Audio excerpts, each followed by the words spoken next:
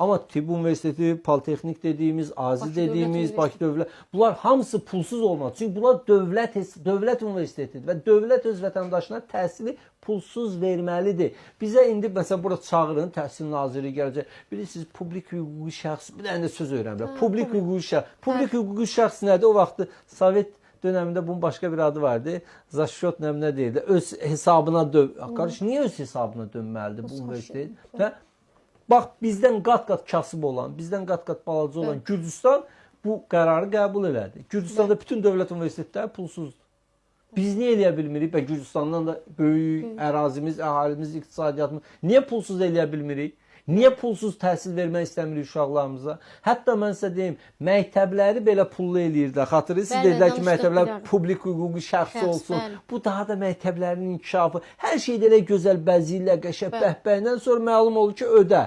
Canın çıxsın ödə. Yəni sən bu cibindən 400 manat minimum haqqı verir, o cibindən 450 manat çıxart. O biraz da bizdən yeganə ölkədir ki, qazandığından çox xərcləyirlər. Hardan xərcləyir? Doğrudan biz 10 gəncdən 7-si deyir qaçmaq istəyirəm. Niyə qaç? Biz niyə öz ölkəmizi axı belə yaşanılması mümkün olmayan ölkə eləmək istəyirik? Niyə? Nədir? Son 10 ildə uğur hekayələri var da dünyanın. Son 10 ildə Azərbaycanda yetimçilikdən çıxan bir uğur hekayəsi danışın mənə. 10 il deyirəm. Var. 10 ildə mən sizə kampaniyalar adı çəkərəm. Sıfırdan yaranıb milyardlarla indi şey var, kampanyalar var. Və qarajda başlayıblar, nə bilim, nənəsinin evində başlayıb, biri atasının qırıq kompüterindən başlayıb, bir babasının köhnə maşınından başlayıb və böyük müəssisələr olublar 10 ildə. Sivil hekayələrdir. Bizdə yoxdur o hekayə. Bizdə niyə yox? Bizdə yəni bazarsız milləti, qabiliyyətsiz milləti, təhsilsiz yox. Bizdə niyə yoxdur uğur hekayə? Sistem imkan vermir. Sistem imkan versən, dayın yoxdursa, daydan yoxdursa, arxan yoxdursa, köməyin yoxdursa, sən uğur qazanmağın mümkün deyil.